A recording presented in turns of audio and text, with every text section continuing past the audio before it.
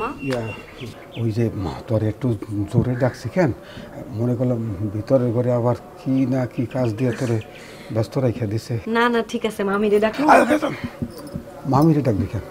মামিরে ডাকবি না দেখেই তো তোর এইখানে ডাকে আনছি। শোন আম্মা, ওই যে আমি একটা ছেলের সাথে কথা বলছি, মানে তোর বিবাহের ব্যাপারে।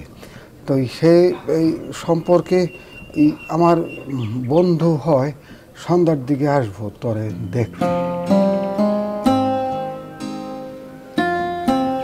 কি কও মামা, তোমার বন্ধু?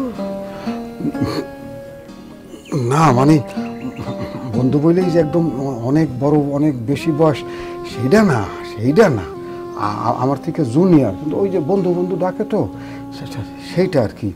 তাছাড়া সবচেয়ে বড় কথা কি আম্মা, ধর যে এদের অনেক টাকা পয়সা আছে, এই ধানি জমি আছে অনেক, খাওয়ান পরনের কোনো কষ্ট হইব না, তোর নিয়ে সুখে রাখবো। সেই জন্য ভাবলাম যে যদি ভালো পাত্র পাইছি, তুই রাজি হইলে।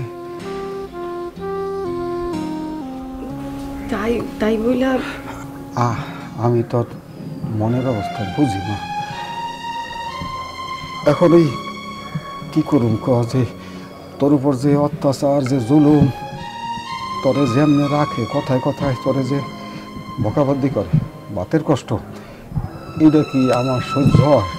তোরে কম খাইতে দিয়া আমারে খাইতে দিলে সেই ভাত কি আমার গলা দিয়ার নামে? তোর মা বাপ ওইখান থেকে খুশি হইব যদি দেখে তোর একটা ভালো পাত্রের ব্যবস্থা হয়েছে। আমার বিশ্বাস আম্মা, তুই ভালো থাকবি, সুখে থাকবি, এই দোজকে তোর জ্বলন লাগবো না।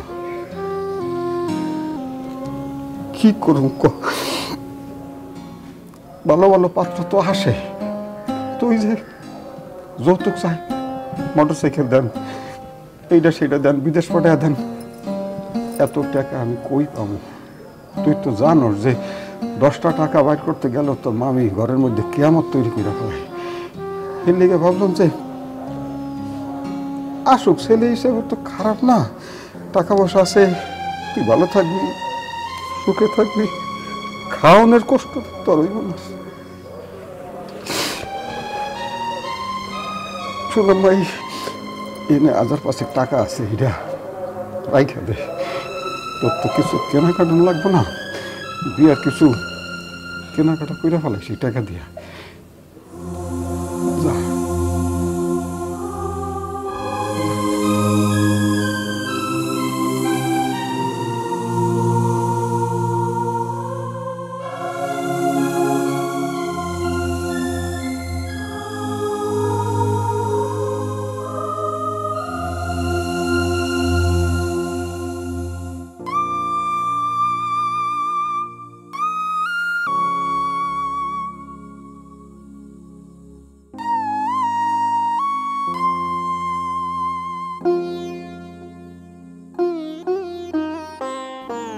আমি কি কাজটা ঠিক করলাম? মা বাপ মরা মাইয়া, মরার আগে ওর মাইয়াটা আমার হাতে তুলে দিয়ে কয়ে গেছিল যে ভাইজা আমার মায়াটাকে দেখে রাখো। হয়তো আমার ঘরে কোনো সন্তান আদি দেয় নাই, আমার নিজের মায়া হইলে কি আমি এই কাজটা করতে পারতাম? কি করব আমি? এই দোজক থেকে ওই অন্তত ভালো তো থাকবো, খাইয়া পইরা শান্তিতে তো থাকতে পারবো।